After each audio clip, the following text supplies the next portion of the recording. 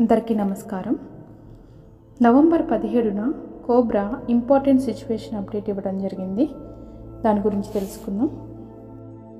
ప్రస్తుతం గ్రహస్థితిని అర్థం చేసుకోవాలంటే మనం కొంత అకల్ట్ హిస్టరీ గురించి తెలుసుకోవాలి.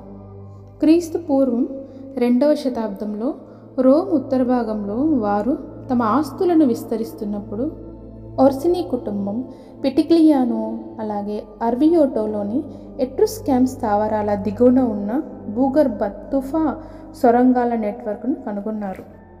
ఆ టన్నల్స్లో వారు స్థానిక రెప్టిలియన్స్ ఎదుర్కోబడి వారితో పొత్తు కుదుర్చుకున్నారు. ఈ పొత్తు ద్వారా క్యాథలిక్ కల్ట్ ఎదుగుదలకు మద్దతుగా పిటిక్లియానోను వాటికన్ హిల్ కలిపేందుకు టన్నల్స్ నిర్మింపబడ్డాయి. ఓర్సినీ కుటుంబం రోమ్ యొక్క ఉత్తర భాగంలో 2000 సంవత్సరాలకు పైగా బలమైన ఉనికిని కలిగి ఉంది. 14వ శతాబ్దం నుంచి పిటిక్లియానోలో అండర్ గ్రౌండ్ రెప్టిలియన్ సామ్రాజ్యానికి ఇది మెయిన్ ఎంట్రీ పాయింట్గా ఉంది.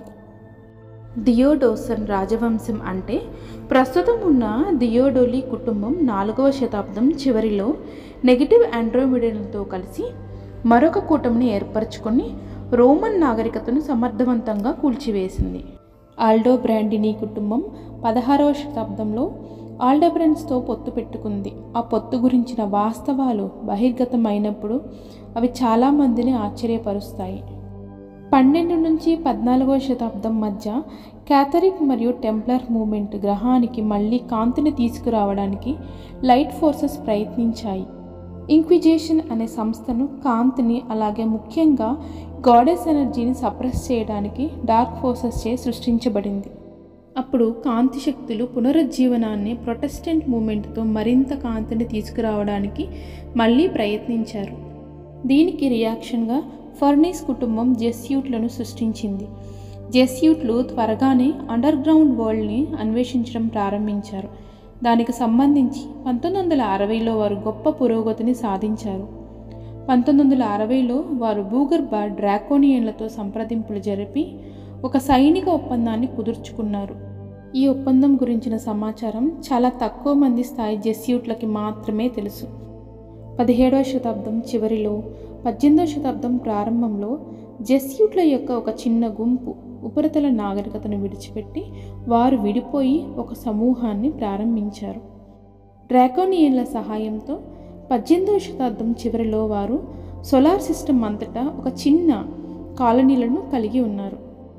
19వ శతాబ్దం చివరిలో వారు డ్రాకో అలాగే నెగిటివ్ ఆండ్రోమిడన్ అధిపతులు వారికి కొంచెం తక్కువ ఇంపార్టెన్స్ అయినటువంటి సోలార్ సిస్టంలో డ్రాకో అధికారంలో ఉన్న మన గెలాక్సీలోను అలాగే ఆండ్రోమిడా గెలాక్సీలోను స్లేవ్ కాలనీలు అంటే బానిస కాలనీలను ఏర్పాటు చేసుకోవడానికి అనుమతించారు. అంటే వీటిని జెస్యూట్ రిడక్షన్స్ అంటారు. ఇంకా డీటెయిల్గా చెప్పాలి అంటే క్రైస్తవ మత ప్రచార కేంద్రాలు. ఈ జెస్యూట్లు ఇంటర్ గెలాక్టిక్ వార్స్లో ఎప్పుడూ ప్రధాన శక్తిగా ఉండలేదు. అందువలన వారు 20వ శతాబ్దంలో వారు డ్రాకో గెలాక్సీ అంతటా వారి పరిధిని కోల్పోతుండగా వారు మళ్ళీ మన సోలార్ సిస్టమ్ వైపు తిరిగి ఆకర్షితులయ్యారు. 1996లో ఆర్కన్ ఇన్వేజన్ తర్వాత వారు సౌర వ్యవస్థలోని ఇల్యూమినాటి బ్రేక్వే వర్గాల చీకటి మౌలిక వ్యవస్థలలో ముఖ్యమైన స్థానాన్ని సంపాదించారు. వారు డార్క్ ఆస్ట్రాలజీ మేట్రిక్స్ను నియంత్రిస్తున్నారు. అలాగే ఏఐ నానో టెక్నాలజీలో భారీగా పెట్టుబడులు పెట్టారు. ఇప్పటికీ కూడా సోలార్ సిస్టంలో కొంతమంది జెస్యూట్ల ఉనికి మిగిలి ఉంది. ఇంకా వారు పెద్ద మొత్తంలో నానైట్లను నియంత్రిస్తున్నారు. వాటిలో కొన్ని ఇంటర్ ప్లానెటరీ స్థాయిలో ఉండగా ఎక్కువ భాగం ఈ గ్రహ ఉపరితలంలోనే ఉన్నాయి. ఈ నానైట్లు రేడియో తరంగాల ద్వారా సమాచారాన్ని పంపగల నెట్వర్క్లను సృష్టిస్తాయి. ఈ ఇంటర్ ప్లానెటరీ జెస్యూట్ నెట్వర్క్లు వారి అలీడ్ నాన్ ఫిజికల్ రెప్టిలియన్తోనూ డ్రాకోనియన్లతోనూ కలిపి ఉపరితల జెస్యూట్లకు క్షుద్రశక్తిని ఇస్తున్నాయి. ఇవి జెస్యూట్ యూనివర్సిటీలలో జరుగుతున్న హేజింగ్ రిచువల్స్ ద్వారా ఉపరితల చీకటి నెట్వర్క్లను నియంత్రిస్తాయి. జెస్యూట్ యూనివర్సిటీలలో చదివి ఆ రిచువల్స్ని పాటించిన అనేక మంది ఇప్పుడు జెస్యూట్ల ఎజెండాలకు కట్టుబడి పనిచేస్తూ ఉంటారు. ఇప్పుడు పాజిటివ్ ఆండ్రోమిడన్లు, ఆల్డెబరన్లు సోలార్ సిస్టమ్ నుంచి జెస్యూట్ రిడక్షన్లను సంబంధించిన వాటిని తొలగించడం ప్రారంభించారు. తద్వారా జెస్యూట్ల పవర్ని భారీగా తగ్గిస్తుంది. పాజిటివ్ ఆల్డెబరన్లు అలాగే ఆండ్రోమిడన్లు సర్ఫేస్ సొసైటీలోకి తమ రెండవ దశ ఇన్ఫిల్ట్రేషన్ను ప్రారంభించారు. వారు క్లోన్ హ్యూమనాయిడ్ బాడీస్ అంటే మానవ ఆకారంలో ఉండే శరీరాలను ఉపయోగించి సీక్రెట్ పోలీసులను, ఆల్ఫాబెట్ ఏజెన్సీ నెట్వర్క్లలోని ముఖ్యమైన స్థానాల్లో ఉన్న నిర్దిష్ట వ్యక్తులను భర్తీ చేయడానికి, అలాగే ముఖ్యంగా నియంతృత్వ పాలనలో ఉన్న దేశాలలోని వీరు ఈ క్లోన్ బాడీస్ను ఉపయోగిస్తారు. ఇది బ్రిక్స్ దేశాలలో జెస్యూట్ల చొరబాటు వ్యతిరేకించడంలో సహాయపడుతుంది. ఇక్కడ ఇటువంటి అనేక రాజకీయ వ్యవస్థల పాలనలో చాలా ఉన్నాయి. 2024లో చైనా కొన్ని భారీ వ్యూహాత్మక తప్పిదాలు చేసినందున లైట్ ఫోర్సెస్ అమెరికాకు మద్దతు ఇవ్వాలని నిర్ణయించుకున్నారు. ఇది బ్రేక్ త్రూని సృష్టించే దేశంగా మారుతుంది. కెర్రీ క్యాసిడీ కొంత సీక్రెట్ ఇన్ఫర్మేషన్ని పొందుతున్నారు, కానీ దానిని సరైన విధంగా అర్థం చేసుకోవడం లేదు. లైట్ ఫోర్సెస్ ట్రంప్ అధ్యక్ష పదవి కోసం తమ పవర్ని వాడారు.